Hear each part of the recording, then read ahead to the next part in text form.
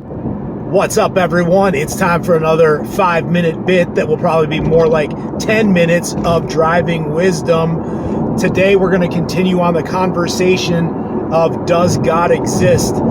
In this conversation, I'm going to cover things such as who created God? We're going to talk about the quantum realm, and we're going to talk about aliens and how they can suggest a higher power such as God's existence.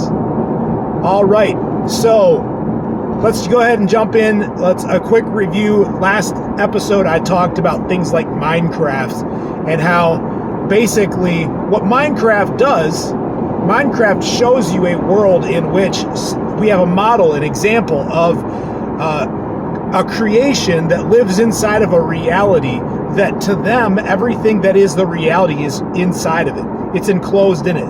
And yet we are outside of that reality because the programmers created it. So obviously they're aware of a bigger reality than the reality that the players, the actual characters in the game would be aware of. So what is to say that that isn't something that we are in right now? An environment or a reality in which we live, we move, we breathe, and everything that we see around us, everything with our senses, says that this is all that there is.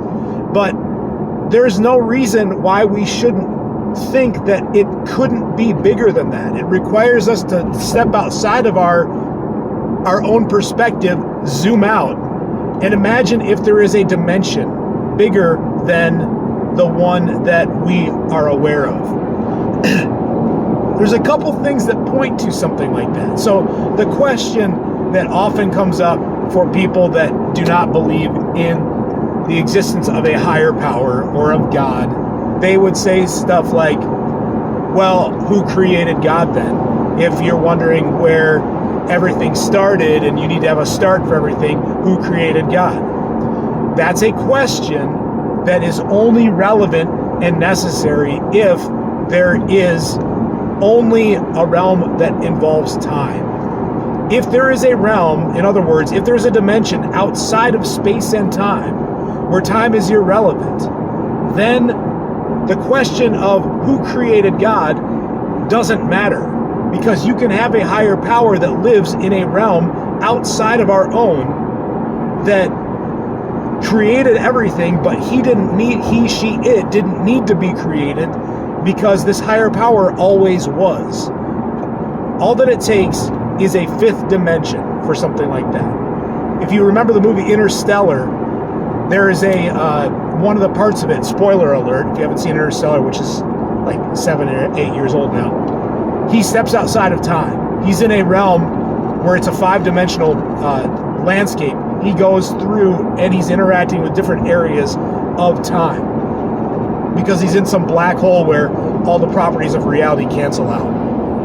Okay, so an area where that is seen to exist that we can observe in our reality is the quantum realm. In the quantum realm, you will have particles that will act one way in a certain space as if they are they'll be in multiple places at once. They will behave as if you do something to one over here, then it will behave as if it knew that you were going to do that. So almost like retro-engineered itself to behave a particular way, depending on if you were measuring it at a different spot on the timeline. They will collapse to one particle instead of being behaving like a wave. And the interesting thing about what the quantum realm does, I just read an article in Forbes last night, written by an astrophysicist, talking about how the universe really does change depending on if you're looking at it or not. So what he's talking about on the quantum level is the very smallest form of reality that we know.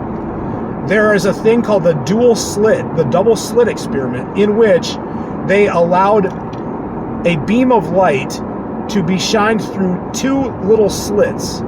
And if it's not being observed, if there's no way to measure it or interact it, it behaves like it's a wave. So it goes through, and you see through these slits, it gets this interference pattern. The moment that you try to observe it or to measure it, it behaves like a particle would. This is not fake. They've done experiments, and this is what happens. So in other words, when you try to observe something, reality on the smallest level behaves differently than it does if you're not observing it. Now, certain people take that to mean, does that mean that consciousness is connected to reality on the most fundamental level? The way that author left it was, he said, you know what? I'm just going to present what we can observe. This is what we observe.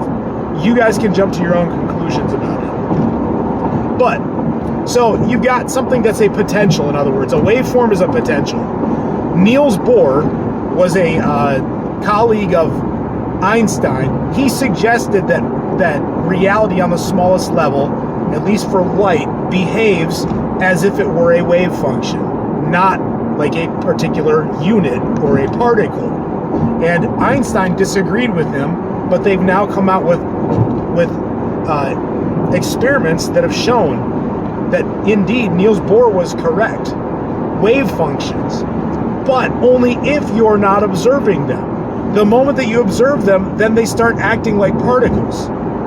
So I'm going to go back to the Minecraft example.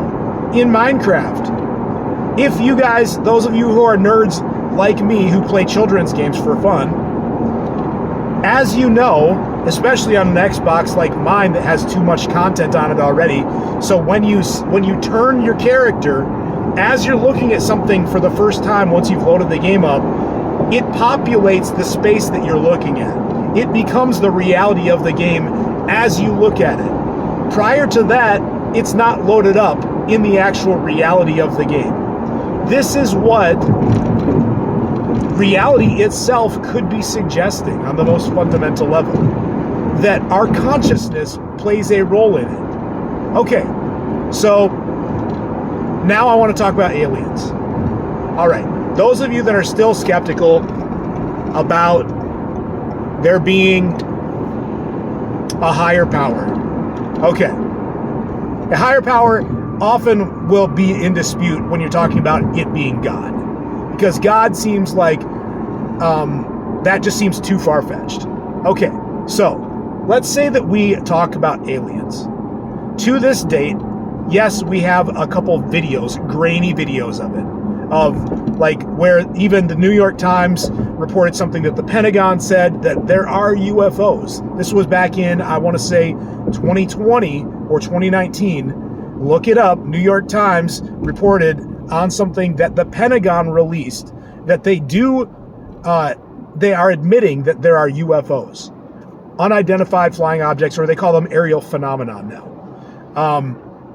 They don't know how to explain it, but there's a lot of people, when you look at the enormous, the massive expanse of what our known universe is, it is enormous.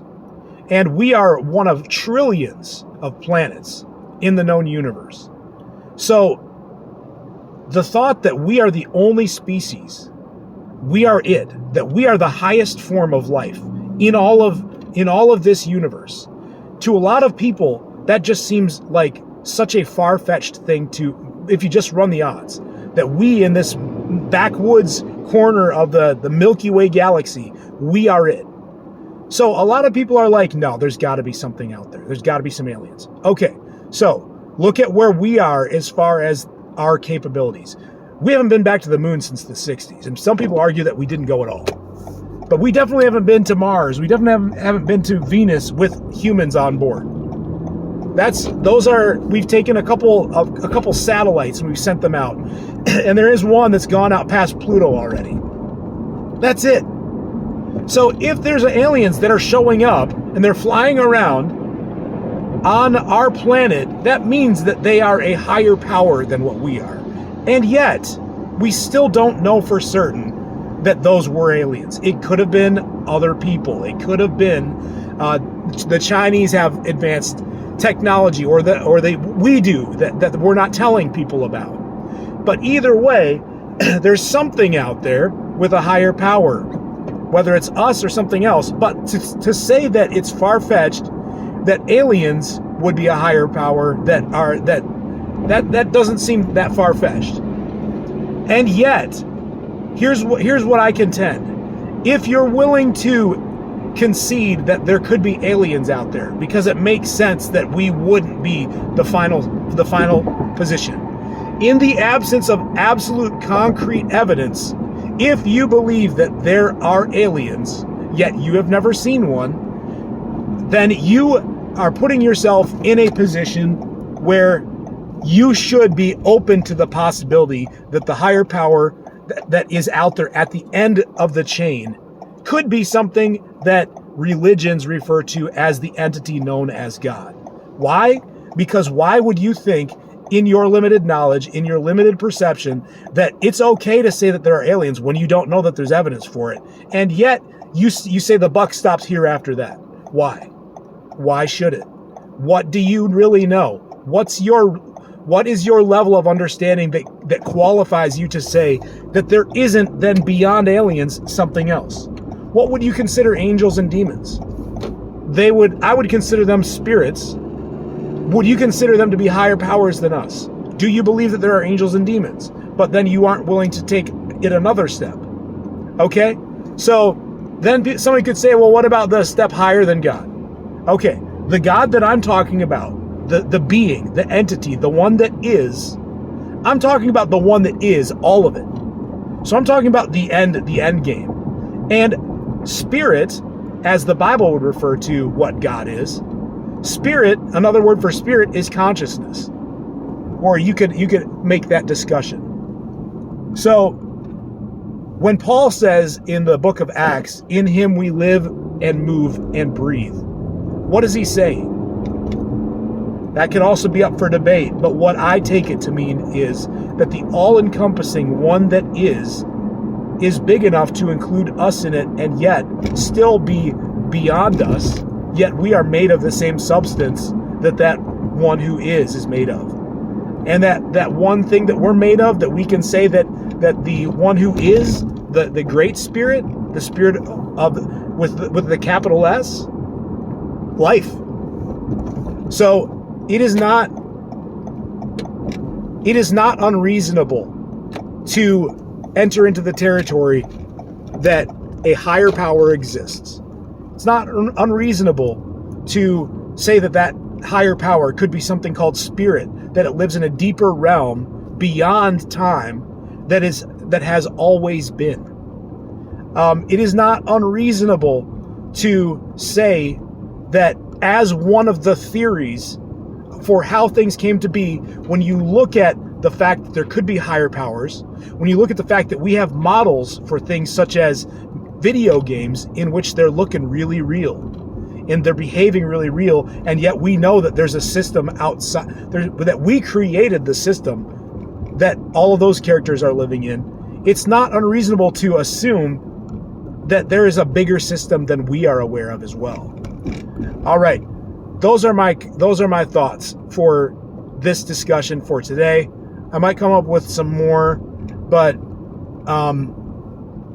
I'm sure that there's more. Yeah, I want to get into the spirituality of I want to talk about some of the stuff that Jesus said now that's really going to kind of blow some people's minds as far as stepping into that space that makes sense that there is a spirit running everything. All right, if you like this content, again, go to Darren Keim, like, subscribe, share on YouTube. Look forward to talking to you again. This turned out to be not a 5-minute bit, but it turned out to be a nearly 15-minute bit. All right, that's fine. Love you guys. I'll see y'all next time. Thanks. Bye.